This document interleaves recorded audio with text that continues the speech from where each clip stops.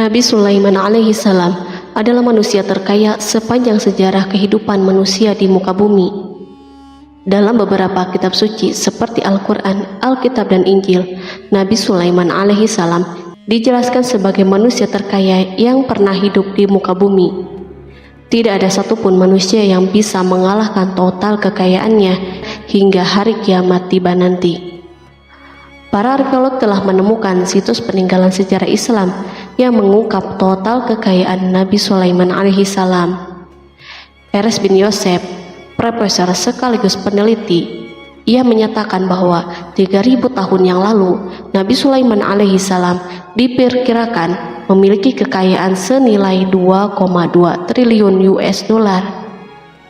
Apabila dikonversikan dengan nilai mata uang hari ini, dan jika dirupiahkan, nilainya setara dengan 32.891.870 triliun rupiah. Nabi Sulaiman memiliki beberapa mukjizat, di antaranya adalah dapat berbicara dengan bahasa binatang. Beliau dapat memerintah mereka untuk melakukan sesuatu. Beliau juga dapat mengendalikan besar kecilnya tekanan angin dan dapat mengatur ke arah mana angin akan berhembus. Sehingga dengan itu, Nabi Sulaiman dapat memanfaatkan angin sebagai kendaraannya dan juga kendaraan tentaranya. Nabi Sulaiman juga bisa melunakkan besi dan membentuknya menjadi pakaian perang yang anti tusukan senjata tajam. Nabi Sulaiman juga memimpin para jin.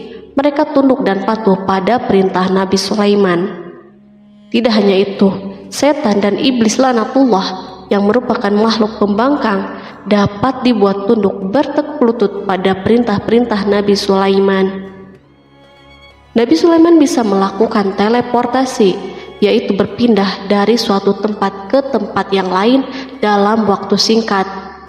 Peristiwa tersebut dibuktikan dengan pemindahan singgasana Ratu Balqis atas perintah Nabi Sulaiman. Nabi Sulaiman juga dikenal sebagai raja yang adil dan bijaksana. Nabi Sulaiman diberkahi kecerdasan yang luar biasa untuk menyatupadukan segenap kekuatan yang Allah berikan kepadanya. Ia mengelola dan membawa kerajaannya menjadi kekuatan raksasa yang tak terkalahkan di masanya dengan segenap kemampuan yang dimilikinya. Tentara Nabi Sulaiman adalah tentara terkuat di bumi tanpa ada yang menandinginya. Pertanyaan dasar yang muncul kali ini adalah dari mana sumber kekayaan dan kekuatan Nabi Sulaiman alaihi salam? Sebelum saya melanjutkan, mohon bantu channel ini untuk terus berkembang dengan cara subscribe dan nyalakan tanda loncengnya. Berikan komentar yang positif dan berikan like serta share video ini. Semoga semua itu menjadi nilai amal jariah karena telah membantu mensiarkan kisah-kisah Islam pada masyarakat Islam dan dunia. Bismillahirrahmanirrahim. Sungguh kami benar-benar telah menganugerahkan ilmu kepada Daud dan Sulaiman. Keduanya berkata, segala puji bagi Allah yang melebihkan kami dan keberkahan hamba-hambanya yang mukmin. Sulaiman telah mewarisi Daud dan dia berkata, wahai manusia, kami telah diajari untuk memahami bahasa burung dan kami dianugerahi segala sesuatu. Sesungguhnya semua ini benar-benar karunia yang nyata. Quran Surat An-Naml ayat 15-16. Nabi Sulaiman mewarisi Nabi Daud dalam sisi kenabian dan kekuasaan, bukan mewarisi harta, karena para nabi tidak mewariskan harta. Sepeninggalan mereka, harta para nabi menjadi sedekah bagi orang-orang yang ada di sekitar mereka, yaitu orang-orang fakir dan orang-orang yang membutuhkan. Allah telah memilihnya sebagai nabi dari kalangan Bani Israel. Begitu juga Allah telah memberinya kekuasaan kerajaan sehingga ia menjadi pemimpin Bani Israel. Barangkali sesuatu yang paling penting yang diwarisi oleh Nabi Sulaiman dari Nabi Daud adalah tradisi militer. Kemajuan militer yang dahsyat telah berpindah kepada Nabi Sulaiman. Nabi Daud sebenarnya adalah seorang penggembala kambing yang sangat miskin, tapi seiring dengan perjalanan waktu, ia menjadi komandan pasukan yang tiada tanding. Perubahan keadaan ini adalah sebagai bentuk ilham dari Allah Subhanahu wa Ta'ala dan sebagai dukungan darinya. Daud mengetahui bahwa kekuatan yang hakiki yang mengatur alam semesta adalah kekuatan Allah Subhanahu wa Ta'ala. Kehadiran Nabi Daud mengubah keadaan pasukan Bani Israel, di mana mereka sebelumnya lari jika berhadapan dengan musuh. Maka kini keberadaan mereka mulai diperhitungkan. Di masa hidupnya, Daud mengalami peperangan yang sangat banyak. Namun, Al-Quran tidak menceritakan secara terperinci akan hal tersebut. Dan kami kuatkan kerajaannya. Quran Surat Shad ayat 20. Ayat tersebut berarti bahwa Daud belum pernah terkalahkan dalam peperangan yang diikutinya. Di samping dukungan yang Allah Subhanahu wa Ta'ala berikan kepada Daud, juga pasukannya dan rakyatnya, di mana mereka adalah orang-orang yang bertauhid dan menyerahkan diri kepada Allah Subhanahu wa Ta'ala. Allah Subhanahu wa Ta'ala mengungkapkan kepada Daud hal-hal yang menjadikan pasukannya memiliki keistimewaan yang dengannya mereka dapat mengalahkan pasukan-pasukan yang lain yang ada di bumi saat itu. Allah Subhanahu wa Ta'ala berfirman, "Dan kami telah melunakkan besi untuknya." Quran Surat Saba ayat 10. Sebenarnya baju besi yang dibuat untuk orang-orang yang hendak berperang cukup mengganggu gerakan mereka. Kita bisa membayangkan ketika ada dua orang yang berperang, yang satunya dapat bergerak dengan bebas, sementara yang lain tidak leluasa bergerak. Namun dengan kekuasaan Allah, Nabi Daud dapat melunakkan besi dan dapat membuat darinya baju besi yang ringan. Ini adalah kemajuan penting yang Allah berikan kepada Daud dan tentaranya. Kemajuan ini kini dimiliki oleh Nabi Sulaiman. Demikianlah Sulaiman memiliki pasukan yang dahsyat yang melebihi pasukan manapun di bumi saat itu. Bahkan Allah Subhanahu wa Ta'ala menambah karunia-Nya kepada Nabi Sulaiman. Dan Sulaiman telah mewarisi Daud, dan dia berkata, "Hai manusia, kami telah diberi pengertian tentang suara burung, dan kami diberi segala sesuatu. Sesungguhnya ini benar-benar suatu karunia yang nyata." Quran Surat An-Naml ayat 16. Pada suatu hari, Nabi Sulaiman menengadahkan tangannya dan berdoa kepada Allah Subhanahu wa Ta'ala. Antara hati Nabi dan Allah tidak ada penghalang, tidak ada jarak, tidak ada sekatan waktu, dan tak ada seorang pun dari para nabi yang berdoa kepada Allah kecuali doanya pasti terkabul. Kejernihan hati ketika mencapai puncak tertentu, maka ia akan menggapai apa saja yang diinginkan di jalan Allah Subhanahu wa Ta'ala. Dalam doanya, Nabi Sulaiman berkata, "Ya Tuhanku, ampunilah aku dan anugerahkanlah kepadaku kerajaan yang tidak dimiliki oleh seorang pun sesudahku." Quran Surat Shad ayat 35. Sulaiman menginginkan dari Allah Subhanahu wa Ta'ala suatu kerajaan yang belum pernah diperoleh oleh siapapun setelahnya. Allah Subhanahu wa Ta'ala mengabulkan doa hambanya Nabi Sulaiman dan memberinya kerajaan tersebut. Barangkali orang-orang yang hidup di saat ini bertanya-tanya, mengapa Sulaiman meminta kerajaan ini yang belum pernah dimiliki oleh seorang pun setelahnya. Ambisi Sulaiman untuk mendapatkan kekuasaan atau kerajaan adalah ambisi yang ada di dalam seorang nabi, dan tentu ambisi para nabi tidak berkaitan kecuali dengan kebenaran. Ambisi tersebut adalah bertujuan untuk memudahkan penyebaran dakwah di muka bumi. Nabi Sulaiman sama sekali tidak cinta kepada kekuasaan ataupun ingin menunjukkan kesombongan. Namun beliau ingin mendapatkan kekuasaan untuk memerangi kelaliman yang menyebar di muka bumi. Perhatikanlah kata-kata Nabi Sulaiman kepada Balqis ketika beliau berdialog dengannya. Dan ketika Balqis datang, ditanyakanlah kepadanya, "Serupa inikah singgasanamu?" Dia menjawab, "Seakan-akan singgasana ini singgasanaku. Kami telah diberi pengetahuan sebelumnya dan kami adalah orang-orang yang berserah diri." Quran Surat An-Naml ayat 42. Demikianlah kata-kata Sulaiman yang bijaksana. kata-kata yang membenarkan permintaannya untuk memiliki kekuasaan dan kekuatan. Sulaiman telah mengerahkan semua kemuliaan dan kekuasaannya dalam rangka menegakkan agama Allah Subhanahu wa Ta'ala dan menyebarkan Islam. Nabi Sulaiman mewarisi kekuasaan, kenabian, hikmah ilmu dari Daud. Orang-orang menyebut Sulaiman Al-Hakim atau Sulaiman yang bijaksana. Kebijaksanaan Nabi Sulaiman tidak terbatas pada keadilannya di tengah-tengah manusia dan kasih sayangnya kepada mereka.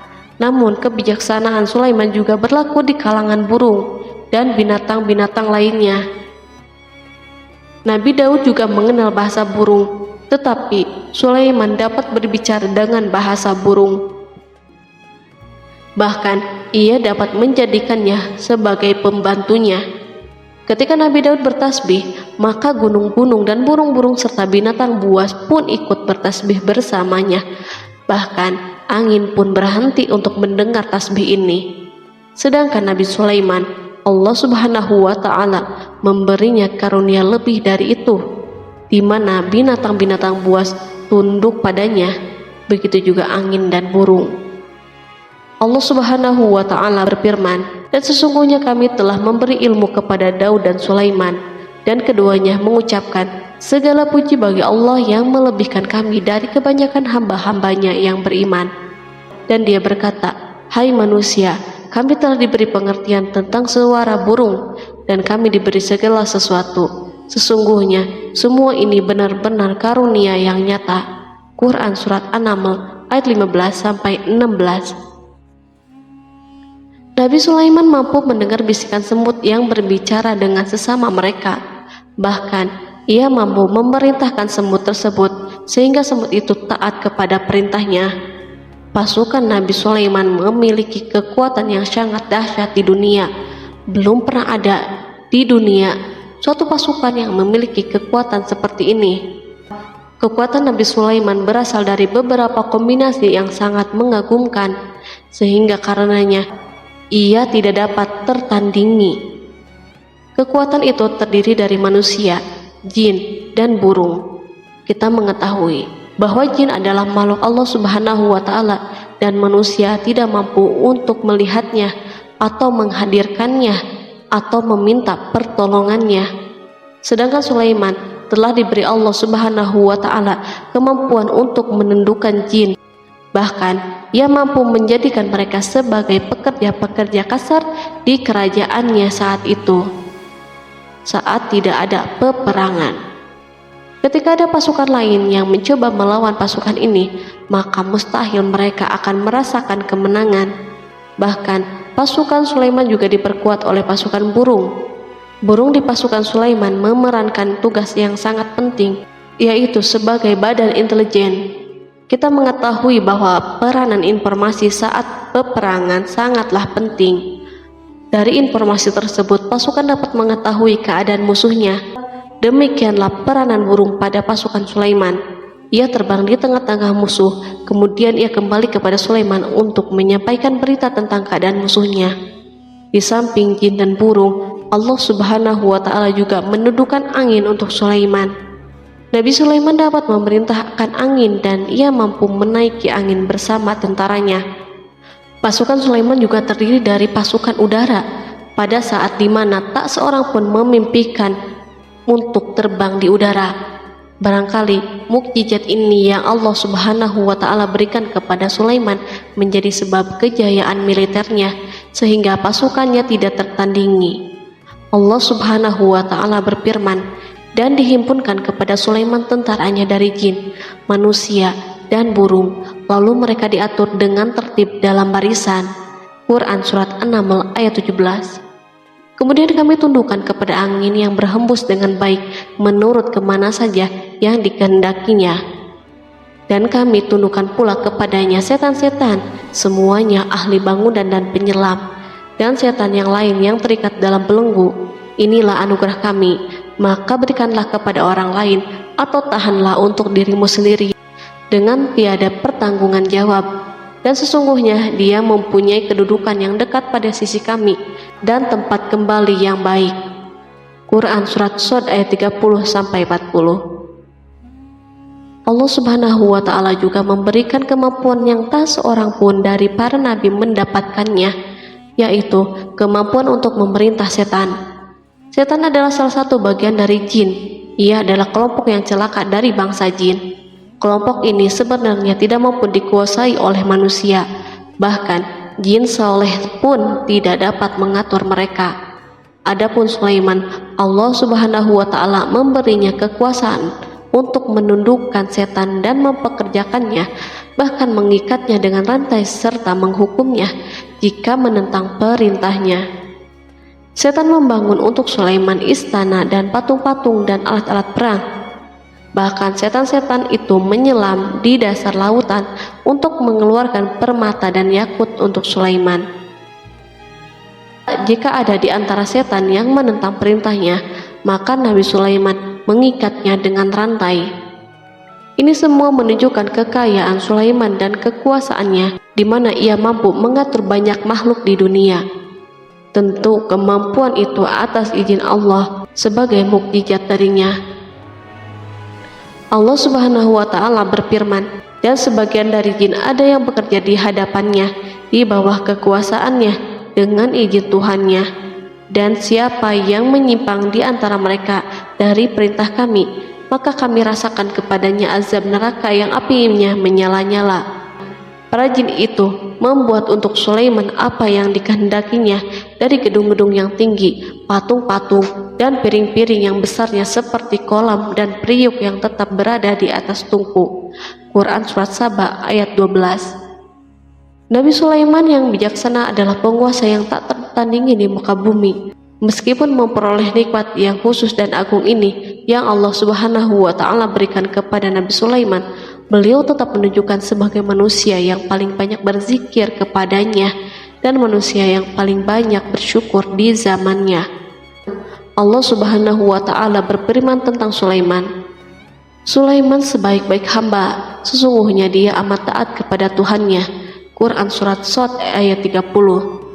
Nabi Sulaiman selalu mendirikan sholat, puasa, tasbih, dan mengungkapkan rasa cinta yang dalam. Hamba yang kembali adalah hamba yang menuju Allah Subhanahu wa Ta'ala.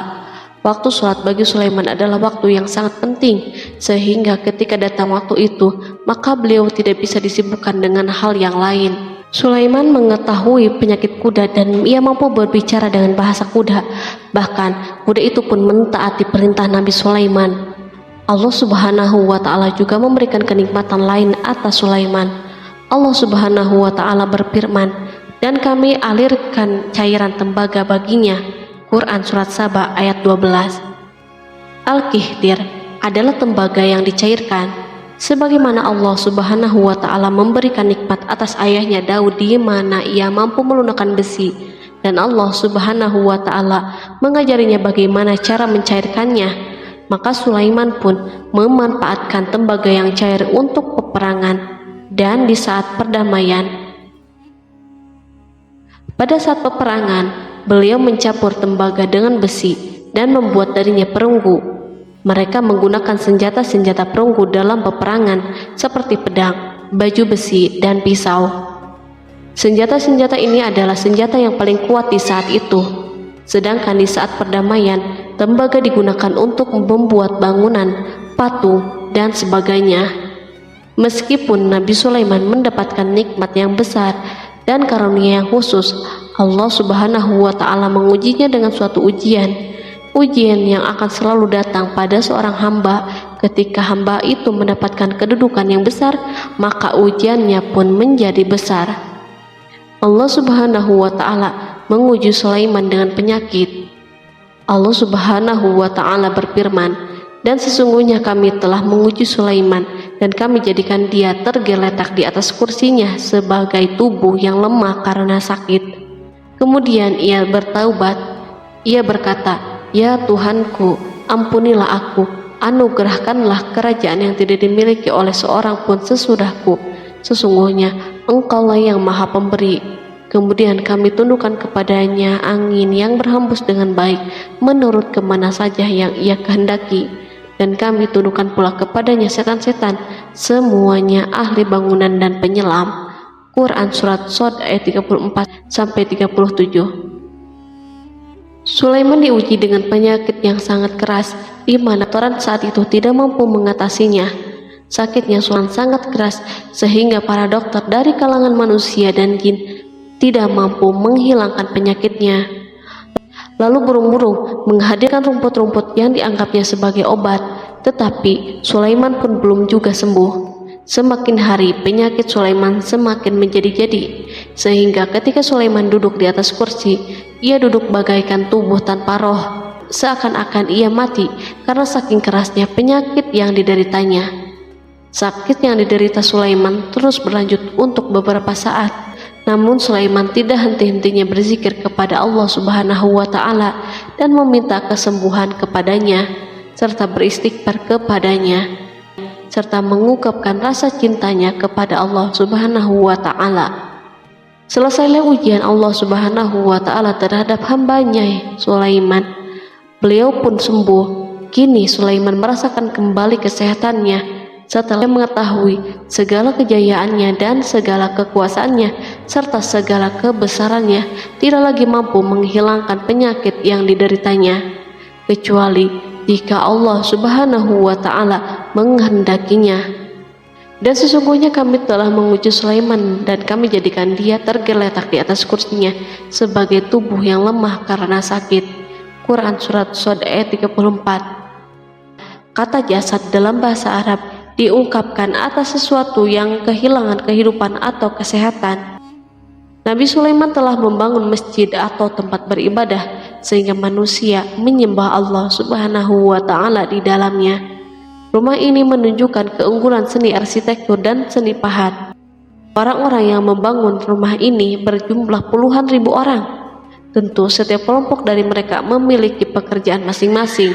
Di antara mereka ada yang mencairkan tambang, ada yang menjadi tukang pahat, ada yang membelah batu, ada yang memotong-motong kayu, ada yang mendatangkan rumput-rumput dari Lebanon, dan ada yang melelehkan emas dan menjadikannya lempengan-lempengan yang mengkilat untuk menutupi kayu dan menutupi dinding. Bahkan golongan jin membantu pembangunan rumah tersebut, tentu dengan perintah dan bimbingan Nabi Sulaiman. Mereka membuat patung-patung yang besar dan membuat bejana yang besar untuk tempat makanan para tentara dan pekerja, yaitu bejana seperti gunung karena saking beratnya dan besarnya. Mereka juga membuat tempat-tempat minum yang besarnya seperti kolam. Sulaiman mengawasi para pekerjanya dan juga mengurusi masyarakatnya, di mana beliau mengenali problem mereka dan berusaha memecahkannya. Beliau juga mengawasi pasukannya dari kalangan binatang dan burung. Beliau mengetahui apakah ada satu dari mereka yang tidak hadir, kemana ia pergi, serta mengapa ia pergi. Nabi Sulaiman bukan hanya mengetahui problem tentaranya dari kalangan manusia dan tentaranya dari kalangan burung, namun ia juga menunjukkan kasih sayangnya terhadap semut, di mana beliau mendengar bisikannya dan tidak suka untuk menginjaknya. Pada suatu hari, ia berjalan di depan tentaranya dan tiba-tiba ia mendengar suara semut yang berkata kepada teman-temannya dari kalangan semut. Hingga apabila mereka sampai di lembah semut, berkatalah seekor semut, "Masuklah ke dalam sarang-sarangmu agar kamu tidak terinjak oleh Sulaiman dan tentaranya." Sedangkan mereka tidak menyadari. Maka dia tersenyum karena mendengar perkataan semut itu, dan ia berdoa, "Ya Tuhanku, berilah aku ilham untuk tetap mensyukuri nikmat-Mu yang telah Engkau anugerahkan kepadaku dan kepada kedua orang ibu dan bapakku, dan untuk mengerjakan amal soleh yang Engkau ridhoi, dan masukkanlah aku dengan rahmat-Mu ke dalam golongan hamba-hamba-Mu yang soleh." Quran Surat An-Naml ayat 18-19. Sulaiman mendengarkan pembicaraan semut itu, lalu beliau tersenyum karena mendengar pembicaraannya. Apa yang dibayangkan oleh semut kecil itu? Meskipun Sulaiman mendapatkan kekuasaan dan memiliki tentara yang besar, namun beliau menunjukkan kasih sayang terhadap semut. Beliau mendengar bisikannya dan melihat semut yang ada di depannya. Oleh karena itu, tidak mungkin baginya untuk menginjaknya. Sulaiman bersyukur kepada Allah Subhanahu wa Ta'ala yang telah memberinya nikmat, yaitu nikmat rahmat dan nikmat kasih sayang. Di samping itu, Sulaiman orang yang paling kaya di dunia, di mana istananya terbuat dari kayu-kayu gaharu yang memiliki bau yang harum, dan istananya terbuat dari emas dan terkadang dari kristal. Beliau juga memiliki kursi besar yang dibuat dari emas dan permata. Istana Sulaiman merupakan istana yang paling besar di dunia. Sulaiman menggunakan pakaian dari emas dan permata. Meskipun demikian, Sulaiman tetap menunjukkan sebagai hamba yang berserah diri dan rendah diri kepada Allah Subhanahu wa Ta'ala dan kepada manusia.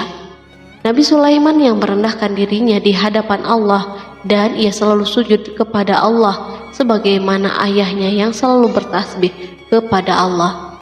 Sulaiman selalu melantunkan lagu-lagu cinta ilahi dan hanya memuji Allah Subhanahu wa Ta'ala. Pada suatu hari, Nabi Sulaiman mengeluarkan perintahnya kepada pasukan untuk bersiap-siap. Sulaiman keluar memeriksa pasukannya satu demi satu. Pasukannya diteliti. Kelompok yang pertama adalah kelompok manusia. Sulaiman memerintahkan kesiapan mereka, lalu Sulaiman mengeluarkan perintah-perintahnya. Kemudian Sulaiman memerintah kelompok jin dan menyampaikan perintah-perintahnya. Beliau memenjarakan jin yang tampak bermalas-malasan saat bekerja. Lalu ia memeriksa binatang dan berkata pada mereka, apakah mereka sudah makan dengan baik dan tidur dengan nyenyak? Apakah ada yang mengadu kepadanya, misal karena penyediaan makanan yang tidak layak? Apakah di sana ada yang sakit dan sebagainya? Ketika Sulaiman merasa puas dengan semuanya, Sulaiman memasuki tenda tempat berkumpulnya burung. Belum lama, Sulaiman memasuki tenda tersebut dan mengamati keadaan di sekitarnya, sehingga ia mengetahui burung yang tidak hadir yaitu hudhud. Dan dia memeriksa burung-burung lalu berkata, mengapa aku lihat hudhud? Quran Surat An-Naml ayat 20. Burung-burung yang lain tampak terdiam sebagai tanda penghormatan dan akan mendengarkan apa yang akan dikatakan pemimpin mereka Sulaiman. Beliau mengarahkan pandangannya kepada semua burung dan tidak menemukan hudhud di antara mereka. Tak seekor burung pun yang mengetahui keberadaannya. Sulaiman mulai menampakkan kemarahannya. Apakah dia termasuk yang tidak hadir? Quran Surat An-Naml ayat 20. Tiba-tiba seekor burung kecil memberanikan diri untuk berkata kepada Sulaiman, wahai Nabi yang mulia, seharusnya hudhud ada bersamaku kemarin untuk melaksanakan tugas penyelidikan. Ia adalah pemimpin misi itu, namun hudhud belum datang. Oleh karena itu, aku tidak pergi bersamanya. Burung itu tampak gemetar ketakutan. Sulaiman mengetahui bahwa hudhud tidak hadir dan tak seorang pun mengetahui kepergiannya. Hudhud pergi tanpa terlebih dahulu meminta izin kepada Sulaiman dan tidak memberitahu di mana keberadaannya. Dalam keadaan marah, Sulaiman berkata, sesungguhnya aku benar-benar akan mengazabnya dengan azab yang keras, atau benar-benar menyembelihnya, kecuali ia benar-benar datang kepadaku dengan alasan yang jelas. Quran Surat An-Naml ayat 21. Kawanan burung mengetahui bahwa Sulaiman sedang marah dan telah menetapkan untuk menyembelihnya atau justru memaafkannya dengan syarat ia datang dengan membawa alasan yang dapat menyelamatkannya, atau dengan kata lain, hudhud dapat memastikan bahwa ia melaksanakan tugas yang penting. Sulaiman menunjukkan kemarahan yang besar sehingga siapapun akan merasa takut ketika melihat Sulaiman marah. Meskipun beliau terkenal dengan kasih sayangnya, namun kemarahannya karena membela kebenaran. Kemudian beliau dapat melaksanakan ancamannya dengan cara yang mudah. Seekor burung tampak gemetar ketakutan melihat kemarahan Sulaiman. Lalu beliau mengeluarkan tangannya ke burung itu dan memegang-megang kepalanya, sehingga burung itu pun merasa tenang dan rasa takutnya hilang. Sulaiman pergi dari tenda burung itu dan menuju istananya. Sulaiman masih memikirkan keadaan hudhud. Seharusnya hudhud menjadi bagian penting dari badan intelijen. Apakah ia pergi untuk menyikap sesuatu, atau apakah ia pergi hanya untuk bermain-main? Sulaiman telah memperhatikan dan mengetahui bahwa hudhud adalah seekor burung yang cerdik dan juga fasih berbicara. Terkadang Sulaiman mendapati hudhud sedang bermain-main dan menunda pekerjaannya. Sulaiman melihatnya dan hudhud memahami bahwa ini tidak benar, sebab ia tidak boleh mencampur adukan antara waktu serius dan waktu bermain. Akhirnya, tidak lama setelah kepergiannya, Hudhud tiba di tenda burung.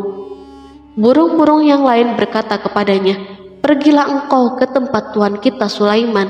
Jika ia mengetahui bahwa engkau telah sampai, maka jiwamu benar-benar terancam." Hudhud terbang dan menemui Sulaiman. Pada waktu itu, Sulaiman sedang berdiri dan telah menetapkan untuk memulai pembicaraan dengan. Pada waktu itu, beliau sedang duduk sambil makan. Hudhud berdiri dan telah menetapkan untuk memulai pembicaraan dengan Sulaiman sebelum beliau bertanya kepadanya kemana ia pergi. Ini sebagai bukti bahwa ia melaksanakan tugas penting.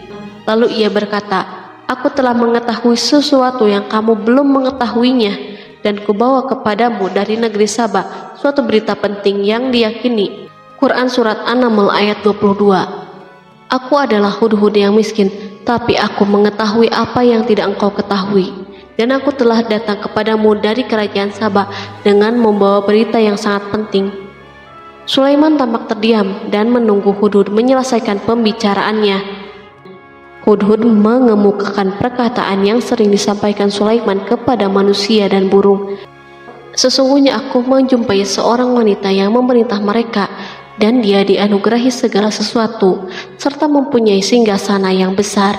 Aku mendapati dia dan kaumnya menyembah matahari selain Allah, dan setan telah menjadikan mereka memandang indah perbuatan mereka, lalu menghalangi mereka dari jalan Allah, sehingga mereka tidak dapat petunjuk, agar mereka tidak menyembah Allah yang mengeluarkan apa yang terpendam di langit dan di bumi, dan yang mengetahui apa yang kamu sembunyikan dan apa yang kamu nyatakan.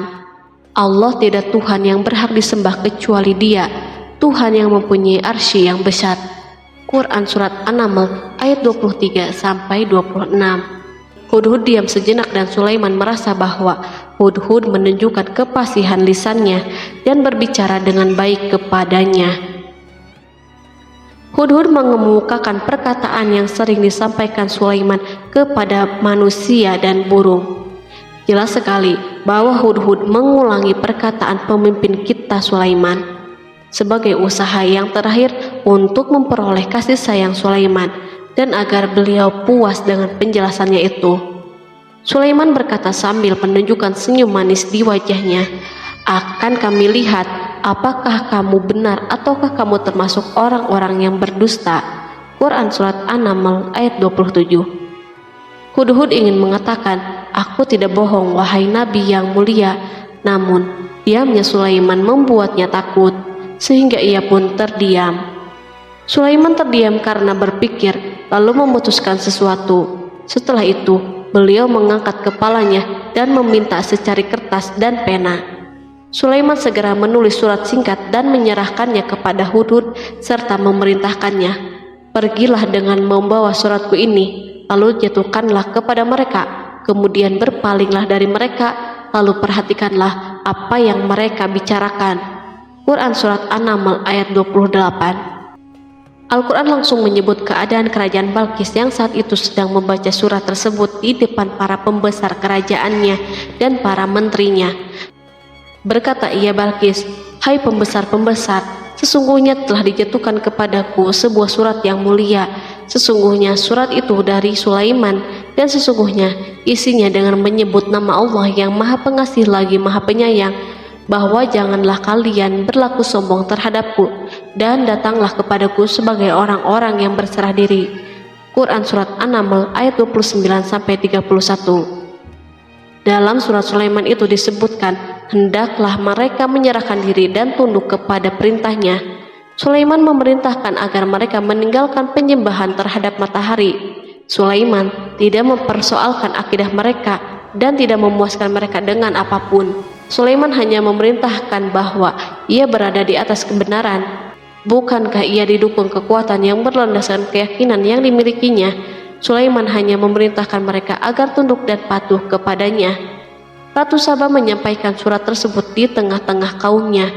Berkata dia Balqis, "Hai putra para pembesar, berilah aku pertimbangan dalam urusanku ini. Aku tidak pernah memutuskan sesuatu persoalan sebelum kamu berada di majelisku. Quran Surat An-Naml ayat 32. Sementara itu, reaksi para pembesar istana adalah menentang surat tersebut. Isi surat itu membangkitkan kecongkakan kaum Saba, di mana mereka merasa lebih kuat. Mereka mengetahui bahwa di sana ada orang yang mencoba menantang mereka dan mengisyaratkan peperangan kepada mereka. Lalu ia meminta kepada mereka untuk memenuhi syarat-syaratnya sebelum terjadinya peperangan dan kekalahan. Mereka menjawab, kita adalah orang-orang yang memiliki kekuatan dan juga memiliki keberanian yang sangat dalam peperangan, dan keputusan berada di tanganmu. Maka pertimbangkanlah apa yang akan kamu perintahkan. Quran Surat An-Naml ayat 33. Para pembesar kaumnya ingin berkata, kita siap untuk melaksanakan peperangan. Tampaknya ratu memiliki kebijakan yang lebih baik daripada pembesar kaumnya. Surat Sulaiman itu membuatnya berpikir lebih jernih dan hati-hati. Ia berusaha sebisa mungkin menghindari peperangan. Ratu itu berpikir dalam tempo yang lama. Nama Sulaiman tidak diketahuinya dan ia pun belum pernah mendengarnya. Oleh karena itu ratu tidak mengetahui kekuatannya. Boleh jadi Sulaiman memiliki kekuatan yang dahsyat sehingga mampu memerangi kekuasaannya dan mengalahkannya. Kemudian ratu memperhatikan apa yang ada di sekelilingnya. Ia melihat kemajuan masyarakatnya dan kejayaannya. Barangkali ia mengira bahwa Sulaiman iri terhadap kemajuan dan kekayaan ini, sehingga Sulaiman ingin menyerangnya.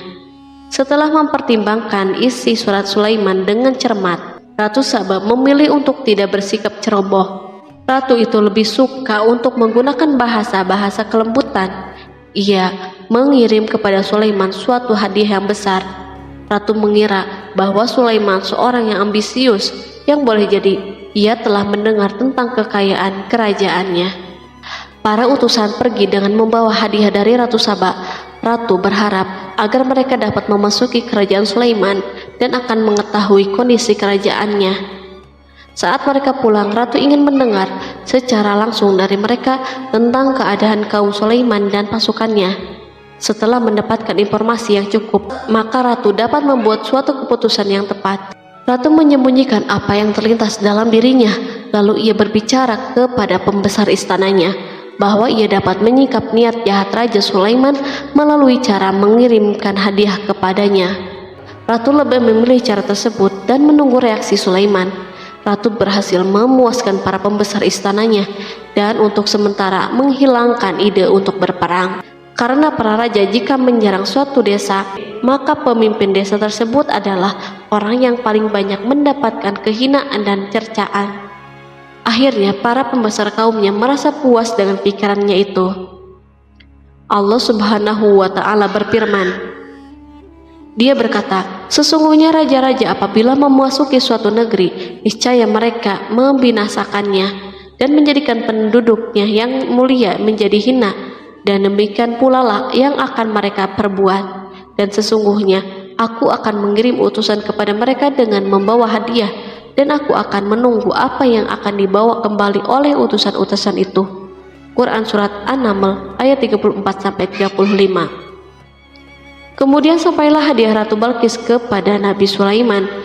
Para badan intelijennya memberitahunya bahwa para utusan Balqis datang dengan membawa hadiah.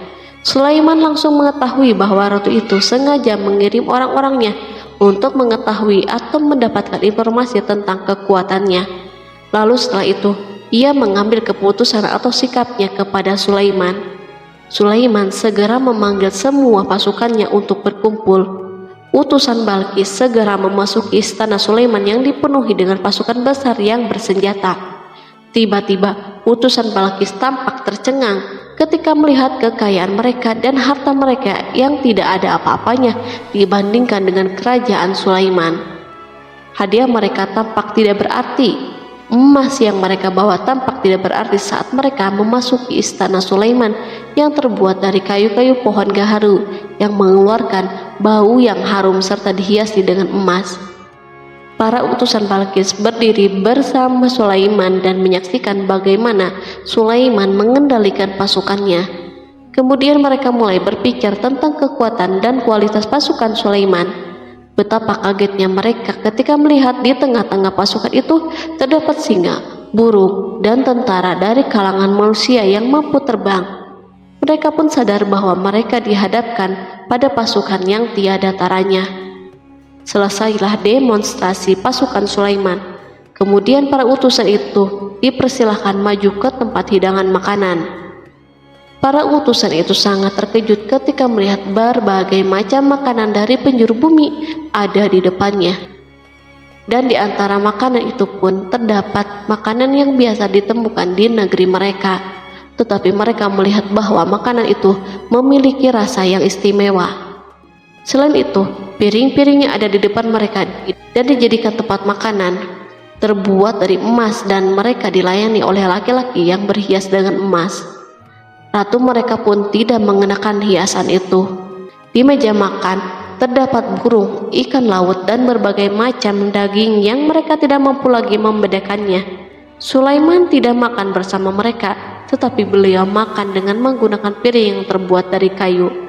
Beliau memakan roti yang kering yang dicampur dengan minyak. Inilah makanan yang dipilihnya. Sulaiman makan bersama mereka dalam keadaan diam. Mereka merasa bahwa kehadiran Sulaiman menciptakan suatu kewibawaan yang luar biasa. Selesailah jamuan makanan itu, lalu dengan sangat malu mereka menyerahkan hadiah Ratu Balkis kepada Sulaiman. Hadiah itu berupa emas, yang bagi mereka hadiah itu sangat bernilai. Tetapi di sini hadiah ini tampak kecil di hadapan kekayaan yang sangat mengagumkan. Sulaiman memperhatikan hadiah ratu itu dan berkata, maka tatkala utusan itu sampai kepada Sulaiman, Sulaiman berkata, apakah patut kamu menolong aku dengan harta? Maka apa yang diberikan Allah kepadaku lebih baik daripada apa yang diberikannya kepadamu. Tetapi kamu merasa bangga dengan hadiahmu. Quran Surat An-Naml ayat 36. Raja Sulaiman menyingkap dengan kata-katanya yang singkat itu penolakannya terhadap hadiah mereka. Ia memberitahu utusan itu bahwa ia tidak menerima hadiah tersebut. Ia tidak merasa puas dengan hadiah itu. Yang membuatnya puas hanya, janganlah kalian berlaku sombong terhadapku dan datanglah kepadaku sebagai orang-orang yang berserah diri. Lalu Sulaiman kembali berkata dengan pelan, kembalilah kepada mereka. Sesungguhnya kami akan mendatangi mereka dengan bala tentara yang mereka tidak kuasa melawannya. Dan pasti kami akan mengusir mereka dari negeri itu Saba dengan terhina, dan mereka menjadi tawanan-tawanan yang hina. Quran Surat An-Naml ayat 37. Sulaiman meninggalkan para utusan ratu itu setelah terlebih dahulu mengancam mereka. Para utusan itu mengharap agar Sulaiman mau menunggu kunjungan dari Ratu Balkis yang akan membawa misi perdamaian. Akhirnya sampailah para utusan Balkis ke negeri Saba. Mereka segera menuju istana ratu. Mereka memberitahu bahwa negeri mereka ada di ujung tanduk. Mereka menceritakan kepada ratu kekuatan Sulaiman dan tidak mungkin bagi mereka mampu melawannya. Mereka meyakinkan Balkis bahwa ia harus mengunjunginya dan melihat sendiri. Kemudian ratu menyiapkan dirinya untuk pergi menuju kerajaan Sulaiman. Sulaiman duduk di kursi kerajaan di tengah-tengah para pembesarnya dan para menterinya serta para komandan pasukan. Sulaiman mengetahui bahwa Balkis menuju tempatnya. Balkis dikelilingi rasa takut. Sulaiman berpikir sejenak tentang bagaimana matahari disembah. Ia memikirkan bagaimana informasi yang diterima badan intelijennya tentang kemajuan kerajaan Balkis dalam bidang kesenian dan ilmu pengetahuan. Sulaiman bertanya kepada dirinya sendiri, apakah kemajuan menjadi penghalang untuk mengetahui kebenaran? Apakah ratu itu gembira dengan kekuatan yang dicapainya? Dan ia membayangkan bahwa kekuatan adalah segalanya. Dengan kemajuan yang dimilikinya, Sulaiman ingin membuat kejutan agar ratu mengetahui bahwa Islam yang diyakini oleh Sulaiman adalah satu-satunya yang mampu mendatangkan kemajuan dan kekuatan yang hakiki. Sehingga ia dapat membandingkan antara keyakinannya dalam menyembah matahari beserta kemajuan yang dicapainya dan keyakinan Sulaiman juga beserta kemajuan yang diraihnya. Para intelijen Sulaiman telah memberitahunya bahwa hal yang sangat disegani dan dikagumi oleh kaum Balkis adalah singgasana Ratu Balkis. Singgasana itu terbuat dari emas dan batu mulia.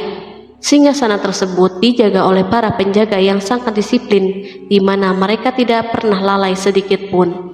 Oleh karena itu, sangat tepat bila Sulaiman menghadirkan singgasananya di sini, di kerajaannya, sehingga ketika ratu tiba, maka ia dapat duduk di atasnya. Sulaiman ingin membuat kejutan kepadanya dan menunjukkan bahwa kemampuannya tersebut yang berlandaskan pada keislamannya. Sulaiman melakukan yang demikian itu dengan harapan agar si ratu tunduk kepadanya. Ide ini terlintas dalam diri Sulaiman, lalu ia mengangkat kepalanya dan menoleh kepada anak buahnya. Berkatalah Sulaiman, "Hai para pembesar, siapakah di antara kamu sekalian yang sanggup membawa singgasananya kepadaku sebelum mereka datang kepadaku sebagai orang-orang yang berserah diri?" Quran Surat An-Naml ayat 38. Perhatikanlah ungkapan pikiran Nabi Sulaiman tersebut. Semua pemikirannya berkisar tentang keislaman para penyembah matahari, tentang bagaimana beliau dapat memberikan petunjuk kepada mereka di jalan Allah. Yang pertama menjawab pertanyaan Sulaiman itu adalah Ifrit dari kalangan jin, yang Allah Subhanahu wa Ta'ala telah menundukkan mereka kepada Sulaiman. Berkatalah Ifrit yang cerdik dari golongan jin, "Aku akan datang kepadamu dengan membawa singgasana itu sebelum kamu berdiri dari tempat dudukmu. Sesungguhnya aku benar-benar kuat untuk membawanya lagi dapat dipercaya." Quran Surat An-Naml ayat 39. Sulaiman berdiri dari tempat duduknya setelah 1 atau 2 jam. Namun jin itu berjanji kepadanya untuk menghadirkan singgasana Balkis sebelum itu. Istana Sulaiman berada di Palestina, sedangkan istana Balkis terletak di Yaman. Jarak antara singgasana tersebut dan singgasana Sulaiman lebih dari ribuan mil. Barangkali pesawat yang cepat sekalipun yang kita kenal hari ini tidak akan mampu membawa dan mendatangkan istana itu dalam waktu 1 jam. Tetapi masalahnya di sini berhubung dengan kekuatan jin yang misterius. Sulaiman tidak mengomentari sedikit pun terhadap apa yang dikatakan oleh Ifrit dari kalangan jin. Tampak ia menunggu tanggapan lain yang mampu menghadirkan singgasana Balkis yang lebih cepat dari itu. Sulaiman menoleh kepada seorang yang di sana yang duduk di atas naungan. Berkatalah seseorang yang mempunyai ilmu dari Alkitab, "Aku akan membawa singgasana itu kepadamu sebelum matamu berkedip." Maka tatkala Sulaiman melihat singgasana itu terletak di hadapannya, ia pun berkata, "Ini termasuk karunia Tuhanku untuk menguji aku, apakah aku bersyukur atau mengingkari akan nikmatnya. Dan barang siapa yang bersyukur, maka sesungguhnya dia bersyukur untuk kebaikan dirinya sendiri. Dan barang siapa yang ingkar, maka sesungguhnya Tuhanku maha kaya lagi maha mulia." Quran Surat An-Naml ayat 40. Belum lama, seorang yang mempunyai ilmu dari Alkitab menyatakan kalimatnya, sehingga singgasana itu berada di depan Sulaiman. Ia mampu menghadirkan singgasana itu lebih cepat dari kedipan mata, ketika mata itu tertutup dan terbuka. Al-Quranul Karim tidak menyikap kepribadian seorang yang menghadirkan singgasana itu. Al-Quran hanya menggarisbawahi bahwa orang itu mempunyai ilmu dari Alkitab. Al-Quran tidak menjelaskan kepada kita apakah ia seorang malaikat ataukah manusia ataukah jin. Perhatikanlah tindakan Sulaiman setelah adanya mukjizat ini. Beliau tidak merasa kagum terhadap kemampuannya yang luar biasa. Beliau tidak tercengang dengan kekuatannya. Beliau mengembalikan keutamaan tersebut kepada penguasa para penguasa, Allah Subhanahu wa Ta'ala, dan bersyukur kepadanya yang telah mengujinya dengan kekuasaan ini, agar ia dapat membuktikan apakah ia bersyukur atau mengingkari. Setelah Sulaiman bersyukur kepada penciptanya, ia mulai memperhatikan singgasana ratu. Merupakan simbol pembangunan dan kemajuan, tetapi tampaknya ia hanya sesuatu yang biasa saja dibandingkan dengan kekuasaan dan kebesaran ciptaan yang dibuat oleh manusia dan jin di kalangan istana Sulaiman. Sulaiman memikirkan dalam tempo yang lama singgasana Balkis. Kemudian beliau memerintahkan agar singgasana itu diperbaiki, sehingga saat Balkis datang, Sulaiman dapat mengujinya apakah Balkis dapat mengenalinya ataukah tidak. Dia berkata, ubahlah baginya singgasananya, maka kita akan melihat apakah dia mengenal ataukah termasuk orang-orang yang tidak mengenalnya. Quran Surat An-Naml ayat 41. Sulaiman memerintahkan agar dibangun istana yang akan digunakan untuk menyambut Balkis. Sulaiman memilih tempat di laut, dan ia memerintahkan agar dibangun suatu istana di mana sebagian besar terdiri dari air laut. Sulaiman memerintahkan agar lantai-lantai itu terbuat dari kaca yang tebal dan kuat, sehingga orang yang berjalan di atas istana itu akan membayangkan bahwa di bawahnya ada ikan-ikan yang berwarna-warni. Hudhud memberitahu Sulaiman bahwa Balkis telah sampai di dekat kerajaannya. Kemudian Balkis datang. Al-Quran tidak menyebutkan keadaan Sulaiman saat menyambut Balkis, namun Al-Quran justru menunjukkan dua sikap Balkis. Pertama, bagaimana sikap Balkis ketika pertama kali melihat singgasananya yang datang mendahuluinya, padahal ia telah meninggalkan pengawalnya untuk tetap setia menjaga singgasana itu. Kedua, keadaan di depan istana yang penuh dengan permata yang berenang di bawahnya ikan-ikan. Dan ketika Balkis datang, ditanyakanlah kepadanya, "Serupa inikah singgasanamu?" Dia menjawab, "Seakan-akan singgasana ini singgasanaku. Kami telah diberi pengetahuan sebelumnya dan kami adalah orang-orang yang berserah diri." Quran Surat An-Naml ayat 42. Ayat tersebut menggambarkan kondisi dialog antara Sulaiman dan Balkis. Balkis melihat singgasananya dan ia tercengang saat mengetahui bahwa itu adalah singgasananya. Namun ia kemudian mulai ragu karena melihat tidak sepenuhnya itu singgasananya. Jika itu benar-benar singgasananya, lalu bagaimana ia datang mendahuluinya? Dan bila bukan singgasananya, maka bagaimana Sulaiman dapat meniru sepersis dan seteliti ini? Sulaiman berkata saat melihat Balkis mengamati singgasananya, "Apakah ini singgasanamu?" Setelah mengalami kebingungan sesaat, Balkis menjawab, "Sepertinya benar." Sulaiman berkata, "Kami telah diberi ilmu sebelumnya dan kami sebagai orang-orang yang muslim." Melalui pernyataan itu, Sulaiman ingin mengisyaratkan kepada Balkis agar ia membandingkan antara keyakinannya beserta ilmu yang dicapainya dan keyakinan Sulaiman yang muslim beserta pengetahuan yang diraihnya. Penyembahan terhadap matahari dan pencapaian ilmu yang dicapai oleh Balkis tampak tidak ada apa-apanya dibandingkan dengan ilmu Sulaiman dan keislamannya. Sulaiman telah mendahulinya dalam bidang ilmu karena keislamannya. Karena itu sangat mudah baginya untuk mengungguli Balkis dalam ilmu-ilmu yang lain. Demikianlah yang diisyaratkan pernyataan Sulaiman kepada Balkis. Ratu Saba itu mengetahui bahwa ini adalah singgasananya, di mana singgasana itu datang lebih dahulu daripada dirinya. Beberapa bagian darinya telah diubah saat Balkis masih berjalan menuju tempat Sulaiman. Ia berpikir, kemampuan apa yang dimiliki oleh Nabi Sulaiman? Balkis tercengang melihat apa yang disaksikannya yang merupakan buah dari keimanan Sulaiman dan hubungannya dengan Allah Subhanahu wa Ta'ala. Sebagaimana Balkis tercengang ketika melihat kemajuan dalam bidang pembangunan seni dan ilmu, maka ia lebih kagum lagi saat melihat hubungan yang kuat antara keislaman Sulaiman dan ilmu serta kemajuannya. Dan apa yang disembahnya selama ini selain Allah mencegahnya untuk melahirkan keislamannya, karena sesungguhnya dia terdahulu termasuk orang-orang yang kafir. Bergoncanglah dalam benak Balkis ribuan hal. Ia melihat keyakinan kaumnya runtuh di hadapan Sulaiman. Ia menyadari matahari yang disembahnya merupakan ciptaan Allah Subhanahu wa Ta'ala, di mana dia menggerakkannya untuk hamba-hambanya. Lalu terbitlah matahari kebenaran pada dirinya. Hatinya diterangi oleh cahaya baru yang tidak akan tenggelam seperti tenggelamnya matahari.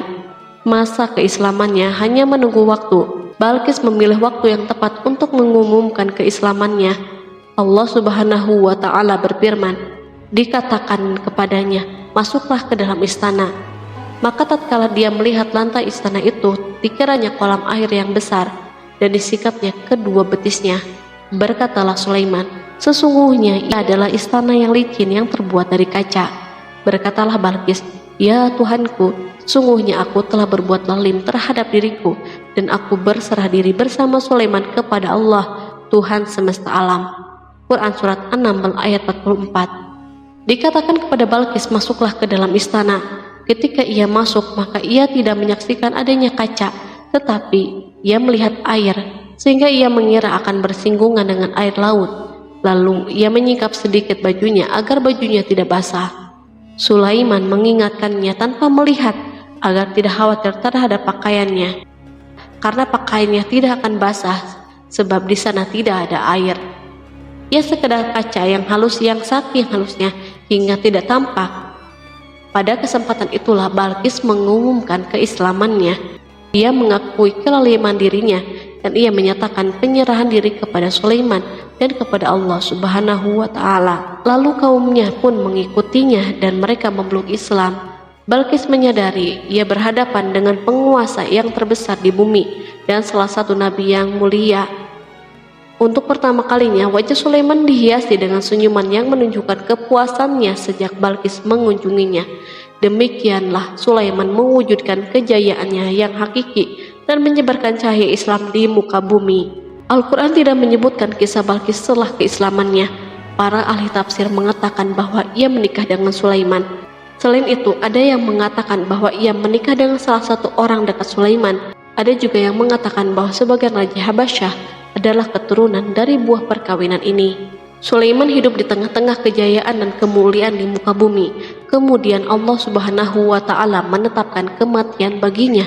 Sebagaimana kehidupan Sulaiman yang berada di puncak kemuliaan dan kejayaan yang penuh dengan keajaiban yang luar biasa, maka kematiannya pun merupakan tanda-tanda kebesaran Allah Subhanahu wa Ta'ala yang penuh dengan keajaiban.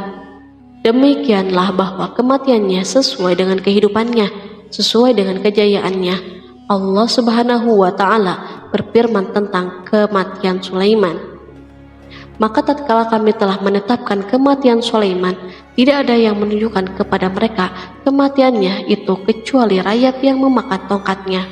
Maka tatkala ia telah tersungkur, tahulah jin bahwa kalau sekiranya mereka mengetahui yang gaib, tentulah mereka tidak akan tetap dalam siksa yang menghinakan." Quran Surat Saba ayat 14. Kemampuan Nabi Sulaiman untuk menundukkan jin dan mempekerjakan mereka serta hubungan mereka dengannya, semua ini menimbulkan fitnah di tengah-tengah manusia dalam hal tertentu. Dan kematian Sulaiman merupakan batasan atau jawaban terhadap fitnah ini. Kami tidak mengetahui siapa yang mengklaim bahwa jin mengetahui hal yang gaib. Kami tidak mengetahui siapa yang bertanggung jawab terhadap tersebarnya isu yang keliru ini. Yang kita ketahui adalah bahwa hal tersebut tersebar dan mempengaruhi sebagian manusia dan jin. Barangkali manusia berkata kepada diri mereka, selama jin melakukan perbuatan yang luar biasa ini, maka apa gerangan yang menjadikan mereka tidak mengetahui hal-hal yang gaib itu?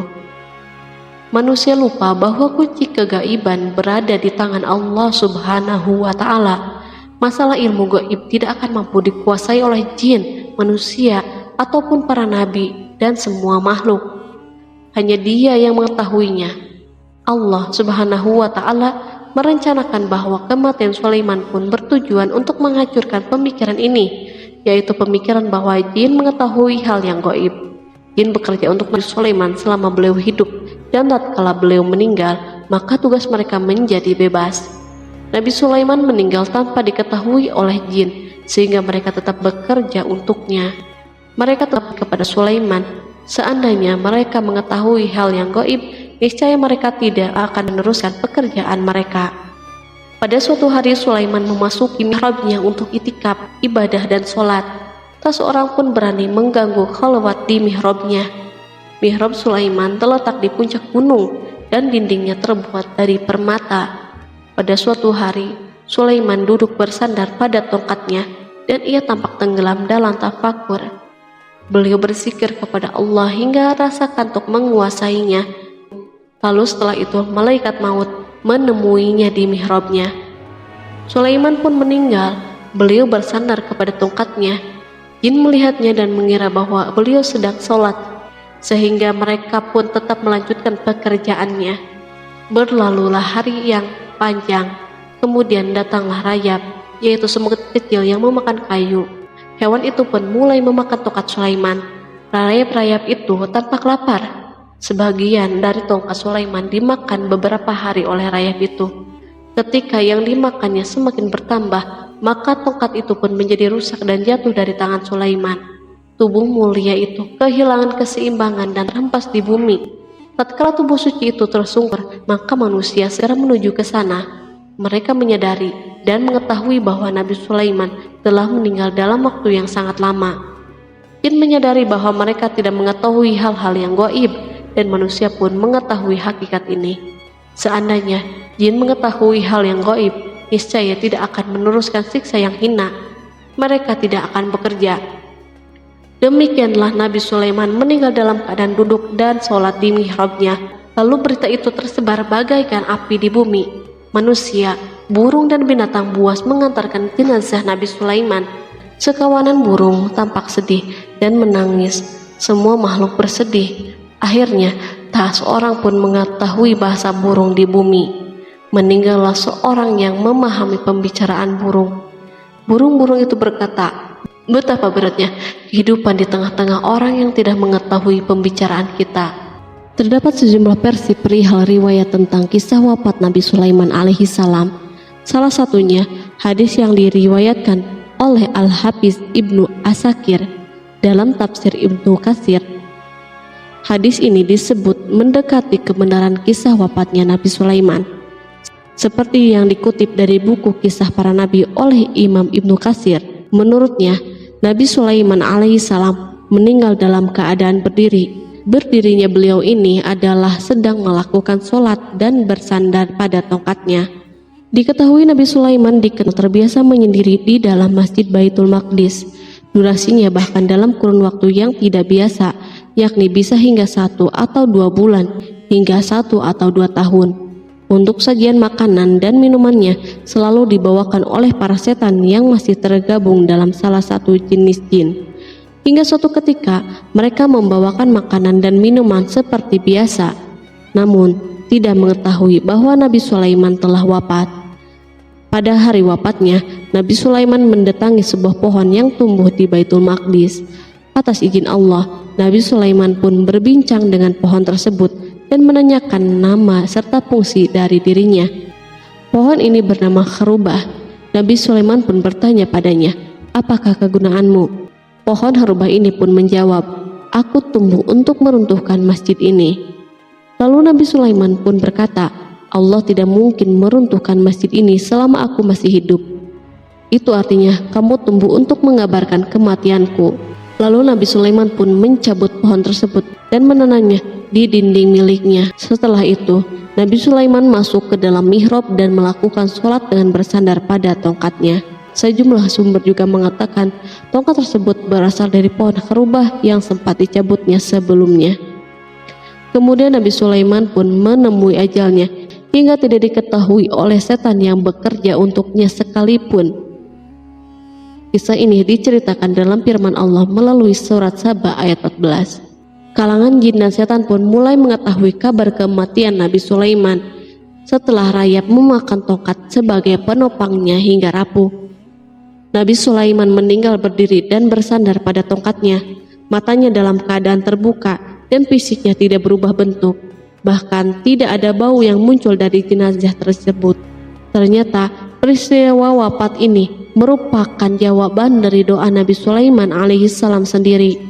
Ia pernah memohon pada Allah Subhanahu wa Ta'ala agar kematiannya dapat dijadikan pembelajaran bagi umat manusia, bahwa para jin sekalipun tidak mengetahui hal yang gaib. Bahkan mereka pun tidak mengetahui kapan mereka akan menemui ajal dan mendapatkan rezeki. Untuk itu, kisah Nabi Sulaiman yang meninggal dalam keadaan berdiri ini diharapkan menjadi pesan agar manusia tidak menjadikan setan, iblis, atau bangsa jin sebagai tempat menyembah atau teman mereka. Wallahu a'lam bishawab.